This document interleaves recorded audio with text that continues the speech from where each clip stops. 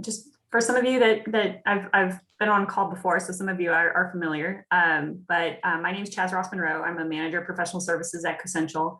Prior to joining CoSential, I was in the AEC industry for about 12 to 13 years. And then I jumped over, I implemented CoSential at one of the firms that I worked for, and then I decided to join the team about 3 years ago. So here I am. And when Courtney reached out to me, she was asking me, like, what kind of topic, what do you want to talk about on this session?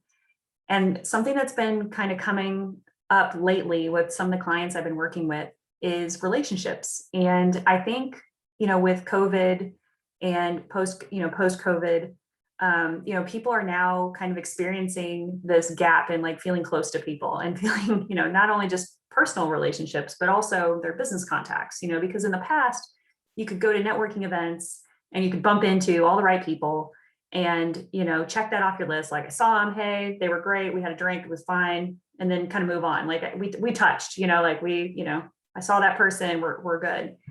And now it's like, you have to work a little harder. You have to work a little harder to keep those relationships, to keep people aware that you're there, to make sure that they know that you care, all those things. And so something that has been, coming up is, how do we maintain those relationships? How do we enhance them? How do we improve our relationships? And how do we track that? And so these are all things that a lot of firms are looking at, because it's so important. Because as all the money that we make in our business flows through people, flows through our relationships, flows through our contacts. And there's different ways that it kind of gets funneled to us. It can be clients, it can be referrals, people that and I think that's the interesting thing too, is that often when we start talking about relationships, we think like clients, who are we working with directly right now, but we forget all the partners too that support us in the work that we do and building those relationships with our clients. Our partners can be, in some cases, even just as important as maintaining those key relationships with our clients. And so I really wanted to talk about today, how can we all talked about how we feel like our relationships are, they're like, we're an 8, we're a 7, and we feel like we have good relationships, but does our data support that? For some of you, if you're using a CRM, whichever system you're using, I know several of you are using CoSential. Recently CoSential created, and this isn't, recently CoSential created these colored labels. And one thing that I've been helping clients with is tiering their customers. So first we talk about, like, on a company level, kind of tiering our customers. Who are the ones that we're doing business with most? Sometimes some companies will create like revenue goals, like, for these clients that we're getting this much revenue from a year, those are high touch. We want to make sure we create a specific playbook for those clients. Then we've got clients, and then we maybe have Bs and partnerships. So we always want to stay in front of our clients, but then we also tier it to those other relationships that can benefit us and help us win more, build our business and grow together. That's the cool thing about partnerships too, that people kind of forget about, is like, these are people that we can grow together. If they're doing good, I'm doing good, we're making good choices together, going after work together. So those relationships are just important, and staying in front of those guys is just as, because nothing's worse than giving a strong referral to somebody and then being like, thanks, and you like not hearing from them for like 2 or 3 months. Like, that feels kind of bad. So that could be like another tier of companies that you work with. And then, of course, last but not least, are those guys that you want to stay in front of. They might have, projects coming out long term, but they're not as high of a priority. You always want to take care of the clients that you're working with first and make sure that you're constantly staying in front of them. I wanted to talk to you guys more about, and I have a question for you. When you're interacting with clients, like, you have a plan, you want to kind of stay in front of them. What are some high quality touches that you guys, what would you classify a high quality touch? And for me, that would be something like, I wrote them a card. Yeah, by hand. I actually wrote a card, sent it to them in the mail. That would be like an example of a high quality touch. Going to an event where I got to spend, an hour with them outside in a park, fully masked, post COVID times, like, that would be a high quality touch. So if anybody has any other examples of things that you would consider, so email is a low quality touch for me. Like email, yeah, you can still make it personal, but what can you do right now to reach out to those clients that are your top priority? And what are you doing? I'm kind of curious. I can go. Our owner group, our principals have been, most of them are vaccinated now, which is nice, and they're communicating with our clients, and if they're comfortable, they've actually been having some like coffee meetups with folks just to like see them in person again. And just kind of determining, obviously you have to be very careful and determining who's comfortable and having that open conversation. But because so many people are vaccinated now, it's given us the opportunity to have those high quality touches again. And then one thing that our marketing team has been encouraging folks is just to, whenever you can, have an actual video call rather than a phone call. Whereas I think they're, especially with some of our owners, they're kind of old school, and rather than even email, they just hop on the phone a lot. And I'm like, anytime you can turn that phone conversation into a Teams call or a Zoom call, try to do that just to like see somebody's face. It makes a big difference. I really like those. And I definitely agree with you. Like if you can get the video call versus like a regular phone call, that's really good as well. Anybody else? Anybody send some creative gifts? On June 16, Atmos celebrates Atna Day. It was the day that we were incorporated. Mhm. And so our presidents want us to send out Atna Day cards. So it's like 6 months after Christmas. Nobody else is doing it. So it's not lost in the whole pile that comes to our clients from all their other contractors. So hopefully ours will stand out. And it's not necessarily an advertisement. It's just we're thinking of you, and you've helped make us who we are today, and we want to thank you. Okay. I like that a lot. And you're right. Like I think it's good timing for that because it doesn't kind of run into anything else. Mm-hmm. And Chaz, you know me, I'm gonna sometimes not argue, but say something a little different. I think that emails, like mass emails, are definitely a low touch. But for those of us that do communicate so heavily on emails, I know that whenever I send personal emails, like, hey, I saw that today was, I'll just out myself. Katie, her last name changed. So I was like, am I losing my mind? I swear her last name was not this the last time we were together. So I searched her in my email going, what?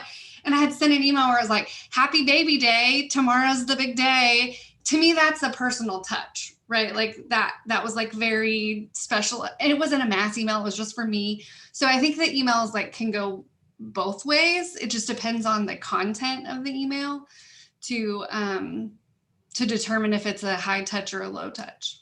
I think that's a great point. That's a great point. Your intention behind it too kind of really weighs into it. It's not just a, hey, what's up? You know, it's definitely like that was very specific. It called up a key detail. And I think that that's something that when we kind of look at our relationships and we're trying to gauge like how close are we to this person, I think the details are the things that really start to impact, you know, or it becomes a very quantifiable way to look at a relationship and determine like, you know, how well are we doing with this person?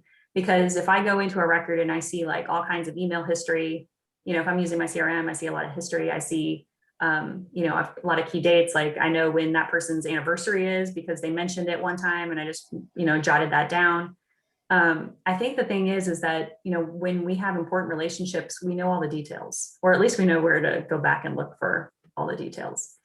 And, you know, when we're working together as a team and we're trying to keep track of all these details. And the other thing too, is that if you have a system, if you have a centralized place where you can save a lot of this information, then if you're on vacation or if you're taking time off, then at least the team can help pick it up and make sure that, you know, we're hitting some key things that we need to hit as well. And, you know, I love all these examples. Like these are definitely examples, you know, these are great high quality touch. So coffee meetups, video calls, you know, cards, very personalized emails, not just, you know, kind of general things like that. If you're trading pictures of kids, that's like a high quality touch. So in my opinion, so I really like those.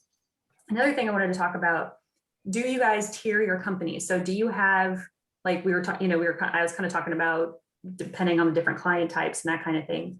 Do you guys have plans or playbooks for each tier of customers or each tier of companies that you interact with? So for your current clients and for prospects that you're really trying to woo, do you have a playbook outline for them? Do you have like an account plan for that year? Do you go through a planning process to start working on those relationships for the year, especially those key relationships? Guidon's trying to. We're just getting to a point where we're trying to develop account plans for strategic clients or prospects in markets we want to grow. So we're trying to use that advanced strategy tool within CoSential. And I'd be interested to learn more about the labels, because we're definitely going to categorize those types of clients within CRM. They're so much fun. I like labels. They're so much fun. It makes my color coordinating heart very happy. Right? They're great. I'm like, yay, color. I mean, it does. It just kind of makes it a little bit more fun in the system, especially like, you see the red tag. It's like, oh, this one's important, but we drink our own Kool-Aid. So we definitely have our own tags at CoSential. Anybody else doing any kind of, account planning or playbooks for their different types of companies? Or have you started kind of tiering your companies? And like the thing is we can't always serve everyone at the same time as much as we want to, and we have to kind of focus and we have to prioritize. So I guess that's what I'm asking is, do you have a system in place to prioritize your contacts and and the companies that you're reaching out to on a regular basis? So this is Cora. Yes, definitely. We prioritize usually by type of client and how often our projects end up being from that type of client. Like we do a lot of clubhouse work. So we have a strategy this year of doing, a mailing, then emailing, then a follow-up phone call. We think of different strategies that we feel would be appropriate. The phone call we're doing last, just because we feel like some people are in, some people aren't. I think that's changing a lot in Florida.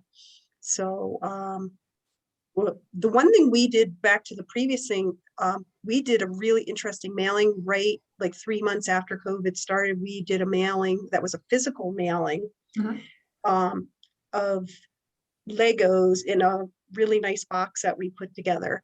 And we sent it to architects and engineers and asked them to design something. And then we put it up on our social media and highlighted that firm and did, and made links back to their social media and their website, kind of like to help, because we get a lot of our business from those people, trying to help them maintain their businesses. Right. So, That's awesome. Yeah. It was a lot of fun too. And the engineers were so clever. I mean, of course they had to have movement. Yeah. Oh, and like You it's should a check way out our too Facebook page. to like incorporate your family too. Like if you're home, like the kids and all, like we're a huge Lego family. And so I might totally steal that idea or borrow it. It's the best form of flattery, right? Yeah, I'd be happy to share with you what it looked like. It was pretty cool. So, and we did a lot of research and found we had boxes printed, and the only thing we did ourselves we did have a company do it. The only thing we did ourselves was the Legos. Like if the company would have done it, it would have been a fortune. So we went into like Costco and bought like these huge sets of Legos and put them in plastic, and they put them in the plastic bags actually. So it wasn't too bad. I think we sent it out to like 100 people and it was maybe $2,000, something like that. That's awesome. Yeah. No, that is a really, really creative idea. And I love how it was executed and the timing of that too. And just all the people that you kind of pulled in. I think that's a really, really nice example of, how to stay in front of your key contacts. And to help them. I think everybody wants to feel like they're getting something out of the relationship. That's beautiful. We do that kind of a similar idea where we have a plan for our social media every week. And so Monday is like Motivational Monday, but Wednesdays we focus on a client. So we repost something that they've been posting, again, to help their SEO, to also spotlight them. And that those posts get a lot of traffic as far as like, because it's a different client every week. So it's different exposure to our audience too, ranging from, architect to GC to PM, all of these different kind of services coming together. So you're always getting different content. It's also uplifting. We pick really cool posts that they've done. So that's a fun, kind of twist on it too, to help your clients in that realm. I love all the ideas. And, I think that even though, with COVID and everything, like, I think that, I think Cora's example and, Courtney, coming up with ways that we can still engage with people and build those relationships and continue to watch them grow, through interesting ways, just finding interesting ways to keep the conversation going, because that's kind of what we're trying to do. And the last step of that is making sure that we're capturing it in some kind of a system. So whether that's a spreadsheet, whether it's, your CRM, I think the tracking part, it's like we're doing all this good work and we're not tracking our success. And so I think that that's the last key piece is even though we're doing all this great work, we have to make sure we're tracking it in a meaningful way. And so if you are using a system, making sure that your activities line up and also kind of creating a good range for the types of activities that you do and logging those types of activities, and making sure that your company records, your contact records are up to date with all the great things that you're doing. And I think sometimes when we're planning these initiatives or we're planning, like we're going to do, a big communication, we're going to do something like this, we forget to build in the time after we've done it to record kind of what we've done. Or, when we have that coffee with the client, we forget to just kind of budget in a little extra time to make sure that we're making notes and we're, taking the facts or taking some of the information that we gleaned from that conversation and making sure we're putting it in a place that will be useful for the rest of our team members. And the best time to do that is immediately after it happens and to plan for that. So sometimes, in my day-to-day, when I've got meetings set up, client meetings, I'll pad a lot of things because I know I need to type notes. I know I need to follow up. I need to do certain actions.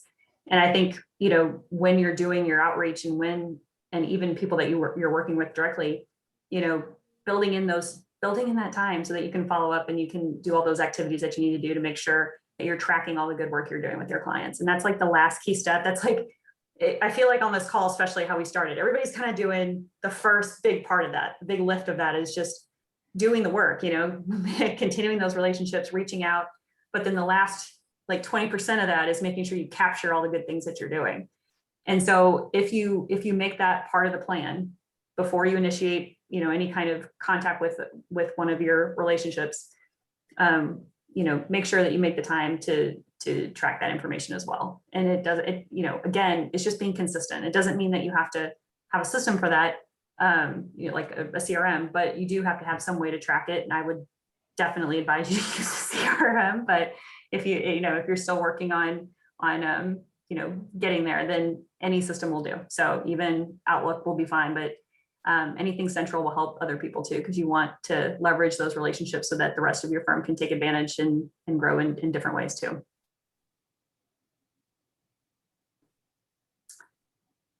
All right. Any other suggestions, feedback, comments on just things that kind of worked for you recently? I know we've got a short time today, but I've enjoyed learning how you guys are staying in front of your clients. We had an event, but it can only happen in colder areas. Since we had to be outside, we had an ice carving contest. Oh, wow. With targeted owners and architects. And then we put them with one or two of our people. Somebody had it at their house. And then there was some snacks and some beverages. And at like 3 o'clock, it was done by 5. People voted on it. They got a little prize and it went over way better than I thought. That's so maybe awesome. 35 people. and more Yeah. targeted to our senior housing and medical clients. But yeah, it was very unique, but obviously it's not going to work in Texas, Florida, and other places. And we do more like boating events. But that sounds really fun. That We sounds get a fun. lot of like crawfish boils, that kind of thing. Those are fun too. I was trying to think of like what's the equivalent of like ice sculpting, and I was like, don't they do like butter sculpting? But then I was like, and we have to do it like one day a year that it won't melt. So Sand sculpting, like on a beach. oh yeah, for Florida people, maybe like if you're on a beach, yeah, sand That sounds fun. castles. That's awesome. Yeah. I like that. Well, we are at time. Thank you so much, Chaz. That was a great conversation. Thank you for everybody's participation. Hearing other ideas is always motivating and gets the creative juices flowing. I did pop in some of the pictures and a video from Cora's company, Gates Construction, from their Facebook feed. So if you didn't see those in the chat, be sure to grab them real quick. And this was a great ending to the marketing user group calls. I appreciate everybody and hope to see you on the CRM user group calls that we will continue on the second Thursday of the month. And Denise, your partner in crime, Dave, is giving that he'll be the guest speaker tomorrow. So it's exciting to hear lessons learned from implementation. Very good. You guys have a good rest of your day. And Katie, welcome back and congratulations on the baby and marriage and name changes and all the fun things. So many things. And in a pandemic. Congratulations. Congratulations on that even more. Don't name the baby COVID. Seriously, some people are doing that. No, I didn't. Mm-mm. I did not name her COVID. Don't worry. I named her after my Good. mom, and my mom's not named COVID. So we're in the clear. That's good. Much, Yeah. much better. Congratulations. Thank Yes, you. that Thanks, is Chaz. good. Thanks, Chaz. Thanks, Bye. Courtney. Thank you. Bye-bye, guys. Thank you guys.